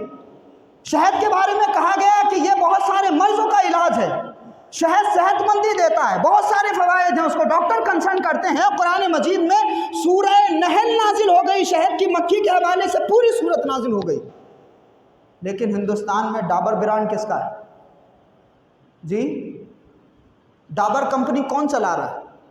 सूरह नहल तुम्हारे कुरान में नाजिल हुई है, लेकिन शहद का कारोबार वो कर रहे हैं। कितने लोगों को फ़ायदा पहुंचा रहे हैं? हज़ारों लोग हैं जो डाबर कंपनी में जॉब कर रहे हैं। और जब कोई कहीं से रोज़गार लेता है तो उसको आंखें नहीं दिखाता। अगर तुमने शहद के नाम पे कोई ब्रांड बनाया होता, हज़ारों लोग अगर तुम्हारे यहाँ नौकरी करते तो कभी तुमसे पाकिस्तान जाने की बात ना करते। तुम इस देश को टैक्स भी देते और तुम इस देश को रोज़गार भी देते, अपनी कमर भी मजबूत होती और कौम की कमर भी मजबूत होती, तुम्हारे इदारे भी मजबूत होते। लेकिन हम हैं कहाँ? एक ज़माना गुजरा है ऐसा कि जब हम रिसर्च कर रहे थे, गौर व फिक्र कर रहे थे, तो दुनिया के सारे ब्रांड हम ही इंट्रोड्यूस करा रहे थे। दुनिया को हम बता रहे थे कि आसमान पर उड़ना कैसे है। दुनिया को ये उड़ने का तसव्वुर हमने दिया, क्योंकि अल्लाह ने कहा तुम गौर व फिक्र तो करो। तो अब्बास इब्ने फरनास नाम के एक साइंटिस्ट ने गौर व फिक्र किया, कहा जब ये परिंदा बैलेंस बना के उड़ सकता है तो हम तो इंसान हैं। तो फिर उसने गौर व फिक्र किया और कोशिश की, और एक कोशिश करके कुछ परवर लगा करके इस तरह से सिस्टम डेवलप किया जैसे पैराशूट होता है, और वो मीनार के ऊपर चढ़ा और वहाँ से छलांग लगाई। अब जब वहाँ से छलांग लगाई तो जाहिर है पूरी तरह से तो वो तैयार नहीं हुआ था। वो मीनार से जब कूदा तो उसने ये देखा कि इस पैराशूट के साथ में कूदने की वजह से भले ही मुझे नुकसान हुआ, पूरी तरह से मैं कामयाब नहीं हो पाया, लेकिन उसने एक्सपेरिमेंट किया कि इस पैराशूट को पहनने की वजह से गिरने की रफ्तार धीमी हो गई है। दुनिया के सामने नजरिया पेश किया कि अगर ये परिंदे मालिक की वजह से, मालिक की कुदरत की वजह से उड़ सकते हैं, इनको ये इख्तियार दिया गया, हम अशरफुल मखलूकात हैं, तो हम क्यों ऐसी टेक्नोलॉजी डेवलप नहीं कर सकते कि इंसान भी हवाओं में उड़े और ये हज़ारों मील का सफ़र घंटों में तय कर ले। उन्होंने गौर व फिक्र किया खुदा की बनाई हुई इस मखलूक पर, और जब गौर व फिक्र किया उसने कहा कि नहीं, रफ्तार अगर धीमी हो गई है तो हमें कुछ और भी करना होगा, इसमें आगे भी गौर व फिक्र करना होगा। फिर उसने दूसरा एक्सपेरिमेंट किया, फिर वो एक पहाड़ी से कूदा तो पहले 10 मिनट नीचे आ गया था, अब जब कूदा तो उसको आधा घंटा लगा नीचे आते आते।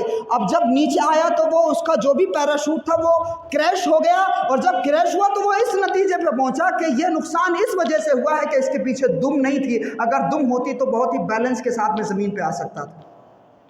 सुभान अल्लाह। ये कुरान है जिसको पढ़ कर के दुनिया ये सब रिसर्च कर रही थी, वो हमारे पुरख थे, हमारे पूर्वज थे, हमारे लोग थे कि जिन्होंने ये तसव्वुर एक्सपेरिमेंट किया।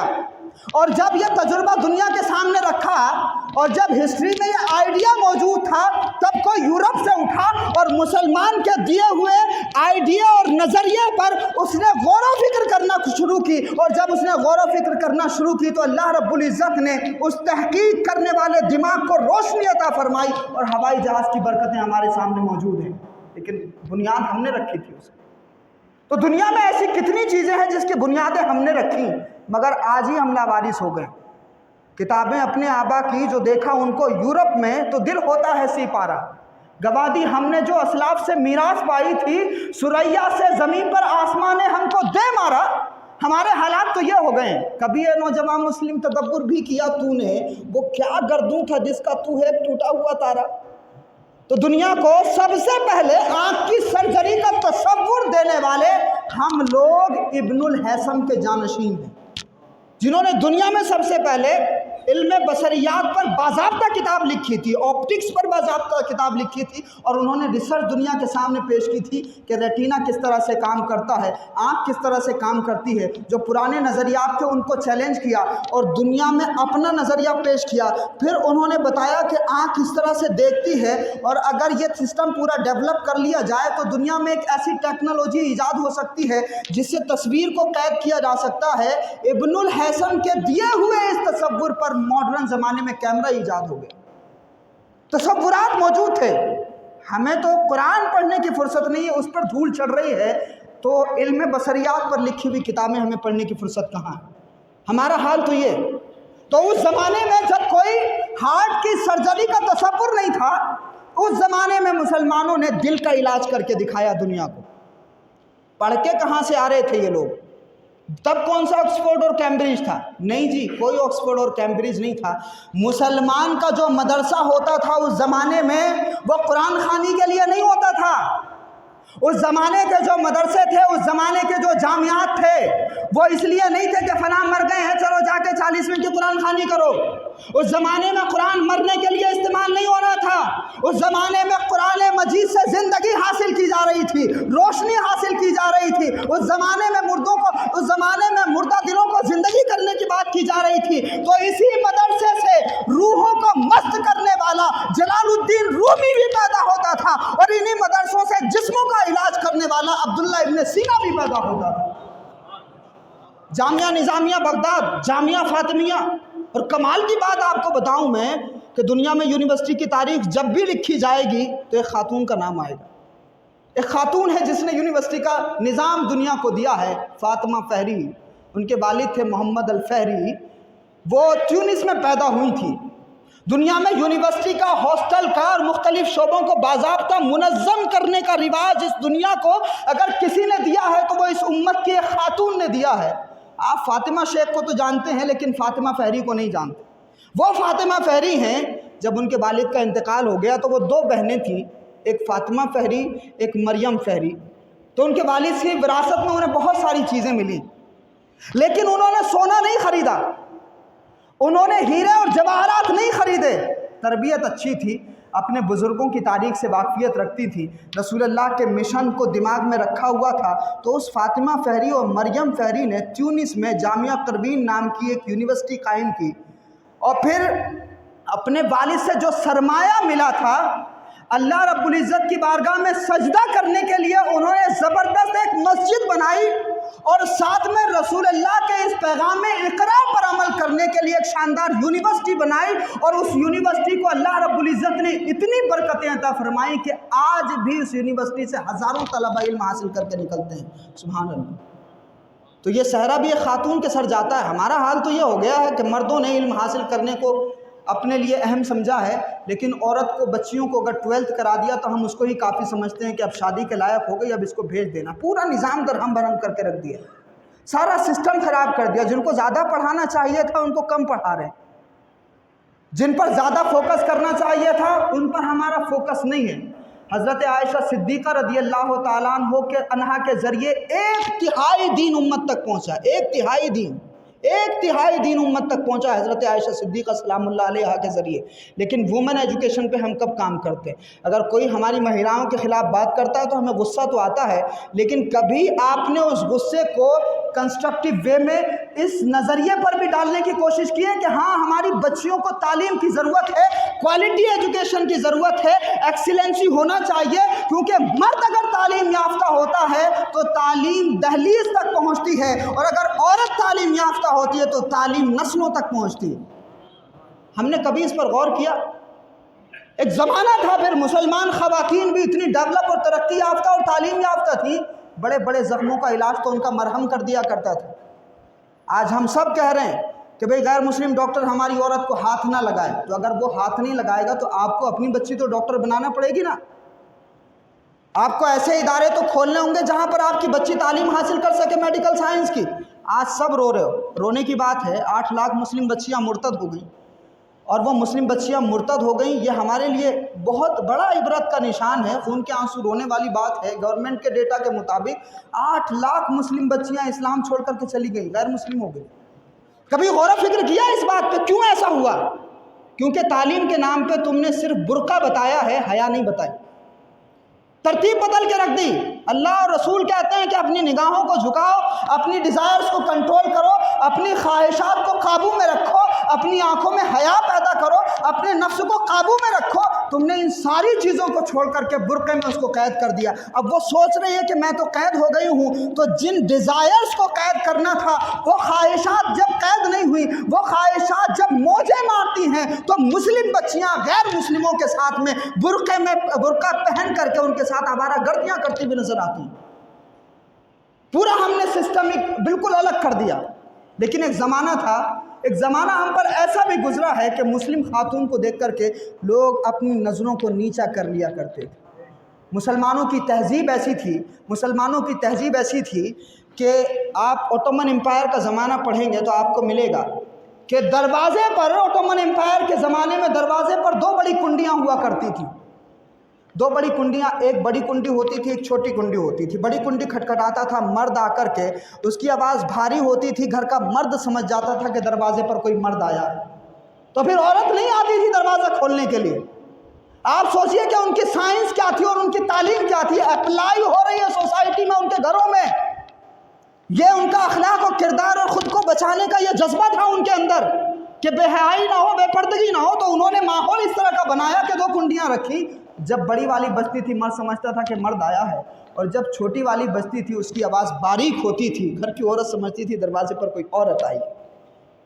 ये मुसलमानों की तहजीब का मेयार था किसी ज़माने में। तो दुनिया इज्जत करती थी क्योंकि तुम अपने दीन की इज्जत करते थे, तुम अपने दीन पर इस तरह से कारबंद थे, तो दुनिया तुम्हारे सामने अपनी नज़रें झुकाती थी क्योंकि तुम अल्लाह के लिए अपने अंदर हया पैदा किए हुए थे। तो अल्लाह रब्बुल इज़्ज़त ने तुम्हारा रोब कौमों के दिलों पर बैठाया हुआ था। आज हमने कुर्ते पजामे तो पहन लिए हैं, दाढ़ियाँ रख ली हैं, हमने अपना हुलिया तो मुसलमानों वाला बनाया है, लेकिन जिस बातिन को मुसलमान करना चाहिए था वो तो काफिरों से भी बदतर हो गया।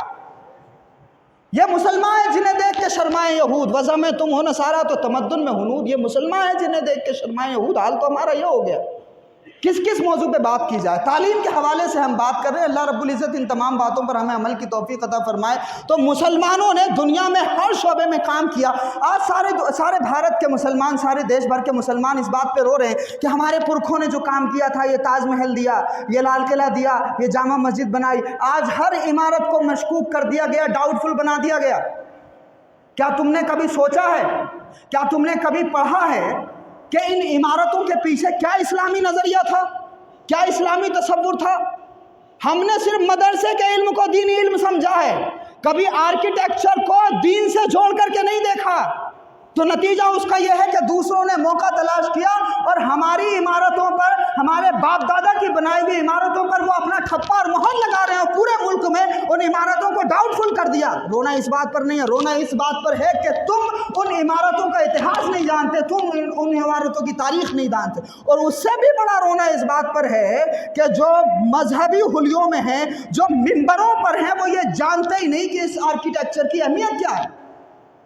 कुरान मजीद में अल्लाह ने जन्नत का नक्शा बयान किया, वबश्शिरिल लदीना आमनू व अमिलुस्सालिहाति अन्ना लहुम जन्नातिन तजरी मिन तहतिहल अन्हार। अल्लाह ने कुरान मजीद में जन्नत का नक्शा बयान किया कि जन्नत ऐसी ऐसी है कि उसमें बहती हुई नहरें हैं, पेड़ पौधे लगे हुए हैं, उसमें बहुत सारे महल्लात बने हुए हैं, और ये महल्लात, ये पेड़ पौधे उन तमाम लोगों के लिए हैं जो अल्लाह रब्बुल इज़्ज़त की इबादत करेंगे, ईमान लाएंगे, नेक रहेंगे, बुरे कामों से बचे रहेंगे। अल्लाह रब्बुल इज़्ज़त ने जन्नत का नक्शा बयान किया। अब बादशाहों ने और मुस्लिम इंजीनियर्स ने जब खुदा के बयान किए हुए इस नक्शे को कुरान मजीद में पढ़ा, तो वो कुरान मरने के लिए नहीं पढ़ रहे थे। उन्होंने कुरान मजीद में जब जन्नत का नक्शा पढ़ा तो उस नक्शे को अपनी इंजीनियरिंग और बिसात के मुताबिक ताजमहल जैसी इमारत देने की कोशिश की है, और शानदार अजूबा बना करके उन्होंने दुनिया को पेश कर दिया।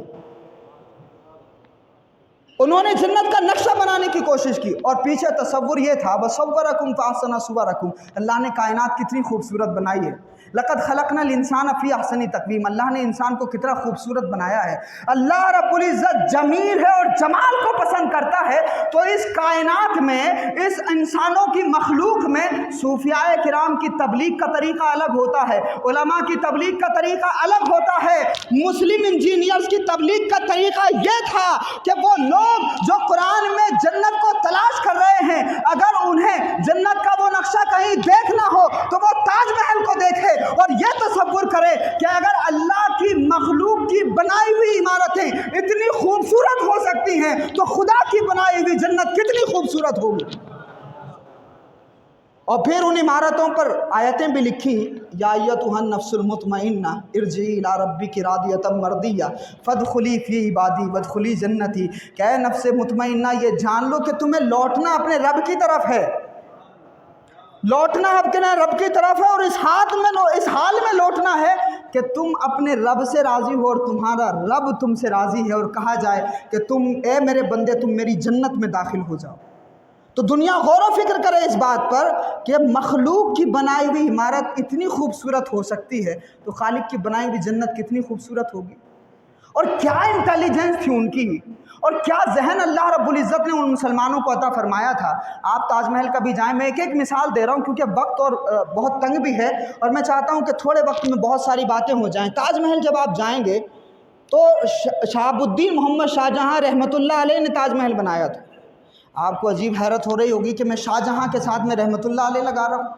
बादशाहों को तो अय्याश कहा जाता है, बादशाहों को तो ज़्यादती और जुल्म करने वाला कहा जाता है। सारे बादशाहों की तारीख़ ऐसी नहीं है। शहाबुद्दीन मोहम्मद शाहजहां के तक़वे और परहेज़गारी का आलम यह था कि जब दिल्ली की शाही जामा मस्जिद बनाने का इरादा उन्होंने किया और ऐलान किया कि इस जामा मस्जिद की बुनियाद वो रखेगा होश के बाद में जिनकी तहज्जुद क़ज़ा न हुई हो, वो बुनियाद रखेगा। बड़े बड़े औलिया और सूफिया अपनी गर्दन झुकाए खड़े हैं, उलमा गर्दन झुकाए खड़े हैं। जब देखा शहाबुद्दीन ने कि कोई आगे नहीं आ रहे हैं तो शाहजहां खुद आगे बढ़े और कहते हैं कि अफसोस है कि आज ये राज फाश होता है। अल्लाह रब्बुल इज़्ज़त ने मुझ नाचीज़ को ये तौफीक अता फरमाई है कि मेरी तहज्जुद क़ज़ा नहीं हुई। अबू बकर सिद्दीक़ से सीखा था सियासी निज़ाम कैसे चलाना है। हज़रत उमर बिन ख़त्ताब से सीखा था खालिक को कैसे राज़ी करना है और मखलूक को कैसे राज़ी करना है। तो वो शाहजहां जब जामा मस्जिद की बुनियाद रखते हैं तो जब बुनियाद रखने वाला इतना परहेज़गार है तो उसकी बनाई हुई मस्जिद में रौनक क्यों नहीं होगी। आज दुनिया वहाँ जाके सेल्फी ले रही है।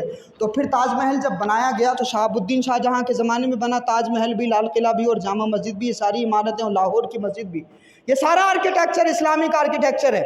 इंडो इस्लामिक आर्किटेक्चर के नाम से आप गूगल पे पढ़ लें, दुनिया की तमाम वेबसाइट्स पर पढ़ सकते हैं। अब ये यहाँ की दुनिया चाहे जो भी करे, मेन स्ट्रीम मीडिया में चाहे जो भी प्रोपेगेंडा फैलाया जाता रहे, आप अपनी तारीख को जानो, ये ज़्यादा जिम्मेदारी है। तो वो जब बनाया गया तो शाहजहां ने कहा था कि मैं चाहता हूँ कि ये इमारत ऐसी बने, दुनिया जब यहाँ से वापस हो तो दिल में रख कर के लेके जाए कि कुछ देख के आए हैं, है कि नहीं। बन गया सब कुछ, बुर्ज खलीफा भी और दुनिया की बड़ी बड़ी इमारतें भी, लेकिन लोग सेल्फी कहाँ जाके लेते हैं, ताजमहल। तो ताजमहल को जब बनाया गया तो इंजीनियर्स ने कैसा दिमाग लगाया आप देखिए। कभी आप जब जाएंगे ताजमहल तो इस नज़रिए से भी देखिएगा कि सामने खिड़की बनाई गई। जब किसी चीज़ को आप करीब से देखते हैं तो वो बहुत बड़ी दिखाई देती है और जब दूर से देखते हैं तो छोटी दिखाई देती है कि नहीं। जब आप बहुत करीब से देखेंगे तो बहुत बड़ी दिखाई देगी और जब दूर से देखेंगे तो बहुत छोटी दिखाई देगी। लेकिन आप देखिएगा कि जब आप उस खिड़की में खड़े होकर के जब ताजमहल को देखेंगे तो ताजमहल आपको सारे का सारा दिखाई देगा और जैसे जैसे आप ताजमहल के करीब होते चले जाएंगे वो ताजमहल खुद ब खुद छोटा होता चला जाएगा। मैं शायद उल्टा बोल रहा हूँ, हकीकत यह है कि जब आप उससे करीब होंगे तो वो छोटा होता चला जाएगा और जब आप उससे दूर होते चले जाएंगे तो वो खुद ब खुद बड़ा होता चला जाएगा। ये तसव्वुर और इस स्ट्रैटेजी के साथ में ताजमहल को बनाया गया। और फिर उस ज़माने के इंजीनियर्स ने आँखों का कुछ डिज़ाइन इस तरह का है हमारी कि अगर किसी गुंबद के पास में कुछ मीनार्स बनाए जाएं तो जब आप दूर से देखेंगे तो मीनार कुछ झुकाए हुए दिखाई देंगे, झुके हुए दिखाई देंगे। लेकिन इस खूबी को, इस खामी को खूबी में कैसे बदला उन मुस्लिम इंजीनियर्स ने कि बादशाह ने कहा कि मुझे बिल्कुल सीधे दिखने चाहिए। تو ان انجینئرس نے ان میناروں کو کچھ اس طرح سے بنایا کہ جب آپ ان میناروں کو دیکھیں گے، دنیا کی دوسری میناروں کو دیکھیے، آپ تھوڑا سا ان کے اندر لچک پائیں گے، لیکن تاج محل کی میناریں آپ کو بالکل سیدھی دکھائی دیں گی، بالکل سیدھی دکھائی دیں گی۔ کہنے کا مطلب یہ ہے کہ جب آپ تاج محل دے رہے تھے تو آپ بادشاہ تھے، اور جب آپ نے دینا بند کر دیا تو آج کیا حالت ہے ہم سب جانتے ہیں۔ تو دنیا میں ہم نے اتنی ترقیات کی ہیں کہ ہمارے پرکھوں کی بنائی ہوئی عمارت سے اس دیش کی اکنومی کو بہت بڑا فائدہ ہو رہا ہے۔ تو جب ہم کچھ دے رہے تھے تو دنیا نے ہمیں بادشاہ بنا کے رکھا ہوا تھا، اور جب ہم نے دینا بند کر دیا تو آج ہم کہاں ہیں ہم خود ہی جانتے ہیں۔ اب آئیے سلیوشن کی طرف چلتے ہیں۔ آپ دیکھیے کہ آج ایک زمانہ تھا کہ جب 110% ایجوکیشن ہے، خواتین میں بھی اور مرد حضرات میں بھی، لیکن اب حال یہ ہو گیا ہے اس زمانے میں کہ ہیومن ڈیولپمنٹ کی رپورٹ کہتی ہے کہ یورپین سٹیزن سال بھر میں تقریباً 35 کتابیں پڑھتا ہے، مغرب کا آدمی سال بھر میں 35 کتابیں پڑھتا ہے، اور اسی طرح سے اسرائیل کا ایک سٹیزن سال بھر میں 40 کتابیں پڑھتا ہے، اور وہی رپورٹ کہتی ہے ہیومن ڈیولپمنٹ کی کہ سال بھر میں ایک مسلمان ایک کتاب سے بھی کم پڑھتا ہے، سال بھر میں۔ اب آپ کو سمجھ میں آ گیا کس کی سازش ہے؟ ہماری ذلت اور رسوائی میں کس کی سازش ہے؟ آپ کو سمجھ میں آ گیا؟ آپ نے چھوڑا کیا؟ حضرت سلیمان علیہ السلام کو اللہ رب العزت نے امتحان کے طور پر 3 چیزیں دی تھی، علم، دولت اور شہرت۔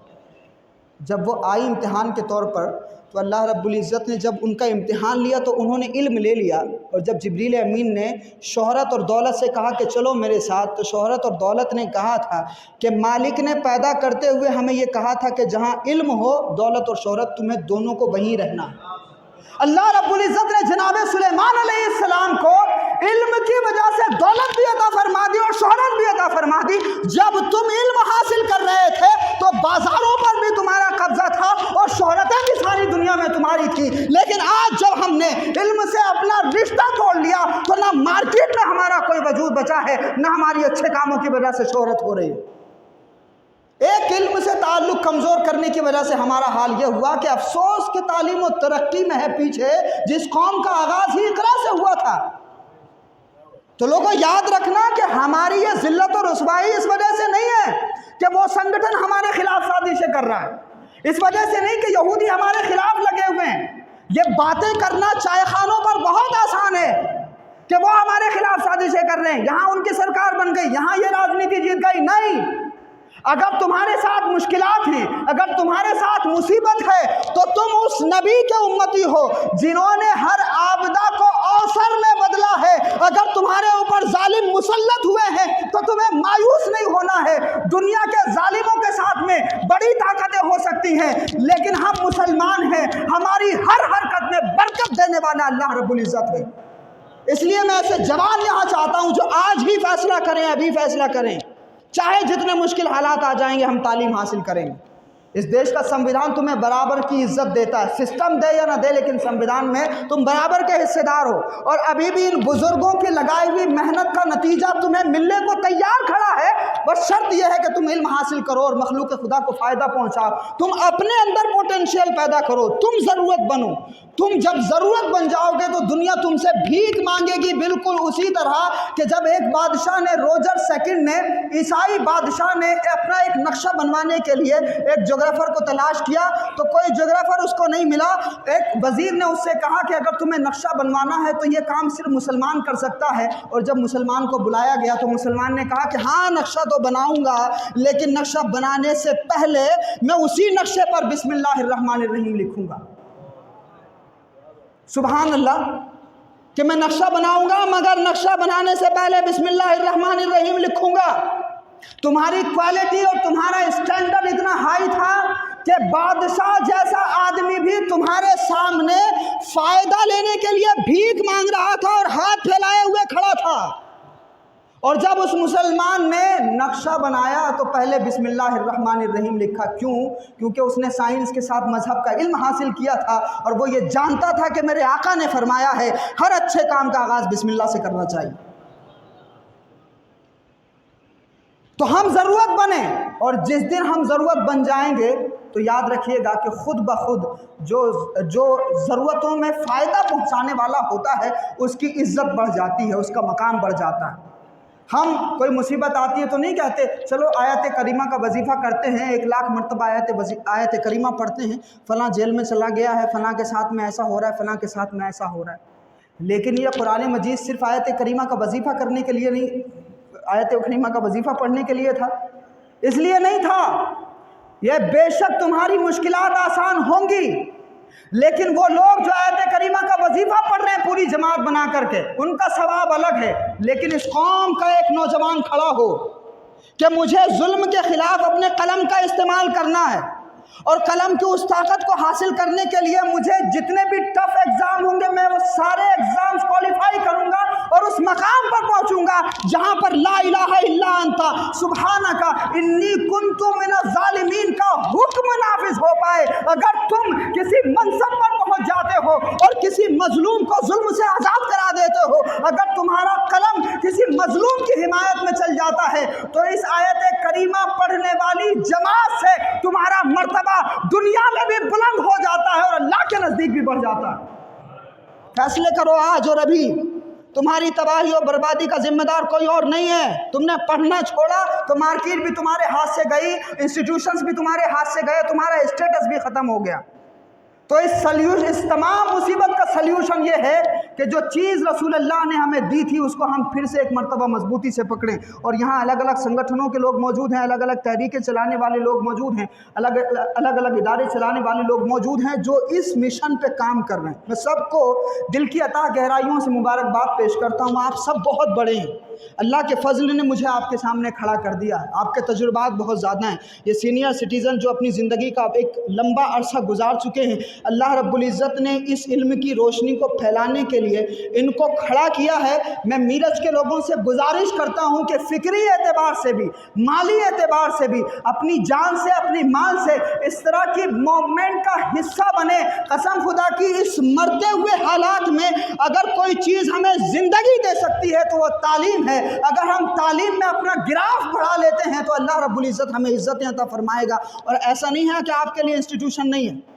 खुद मैं जिस जामिया से ताल्लुक़ रखता हूँ वो जामिया मिलिया इस्लामिया इसीलिए बनाया गया था ताकि ये जो पसमानदा कौम है ये तालीम हासिल करे और आगे बढ़े।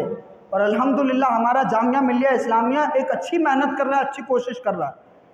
और उसी तरह से हमदर्द यूनिवर्सिटी बनाई गई थी हकीम अजमल ख़ान की तरफ से, इसीलिए बनाया था कि मुसलमान ये फ़िरका परस्ती के मामलात में ना उलझ करके ये मसलकी तासुबात को तलाक दे करके इस रास्ते की तरफ आएँ और अपना निकाह तालीम से मजबूत कर लें। जी, एक निकाह तालीम से भी कर लो और ऐसा करो कि कभी तलाक न देनी पड़े। और जब ये निकाह से रिश्ता तुम्हारा मजबूत हो जाएगा तो दुनिया और आखिरत में सुरखरू हो जाओगे। अलीगढ़ मुस्लिम यूनिवर्सिटी सर सैयद अहमद खान ने इसीलिए बनाई थी ताकि तुम इल्म हासिल करके कॉन्स्टिट्यूशनल जिम्मेदारियां संभालो, वकील बनो, इंजीनियर बनो, डॉक्टर बनो, हर शोबे में जाओ। अगर तुम्हें लगता है कि ये जुल्म और नाइंसाफ़ी का बाजार गर्म है, भ्रष्टाचार हो रहा है, हर जगह करप्शन है, तो तुम अपने वजूद से हर इदारे में फ़ायदा पहुँचाओ। और तुम जब ये काम करोगे किसी शहर के डीएम बनोगे और जब डीएम बन करके तुम उस प्लेटफॉर्म से अपने साथ के सारे ऑफिसर्स, अपने साथ के सारे अधिकारियों को 3 तलाक का मतलब समझाओगे, इस्लामिक आर्किटेक्चर का मतलब समझाओगे, दहशतगर्दी और अमन के दरमियान का फ़र्क समझाओगे, तो कसम खुदा की तुम्हारी फजीलत उन तमाम कुरान खानी करने वालों से बढ़ जाएगी जो सिर्फ जनाना दुआएं कर रहे हैं मस्जिदों में बैठ करके। ऐसे जवान इस उम्मत को चाहिए, इस कौम को चाहिए, इस मुल्क को चाहिए कि अगर मेन स्ट्रीम मीडिया में तुम्हारे खिलाफ प्रोपेगेंडा हो रहा है तो अपने चैनल बनाओ, अपनी नुमाइंदगी इतनी मजबूत करो कि अगर तुम्हारे मजहब के खिलाफ, अगर तुम्हारे दीन के खिलाफ कोई बात हो रही है तो तुम्हारे अंदर विजडम इतना होना चाहिए, तुम्हारी स्ट्रैटेजी ऐसी होनी चाहिए, तुम्हारी तालीम और हिकमत ऐसी होनी चाहिए कि वो लोग जो तुम्हारे खिलाफ बकवास कर रहे हैं तुम रसूलुल्लाह के अखलाक का, कैरेक्टर का पैकर हो करके उनको उन्हीं की ज़बान में जवाब दे सको और नफ़रत का इलाज मोहब्बत से कर सको। ऐसे जवानों की ज़रूरत है इस कौम को। और इसकी सरपरस्ती करने के लिए ये सीनियर सिटीज़न फोरम यहाँ है।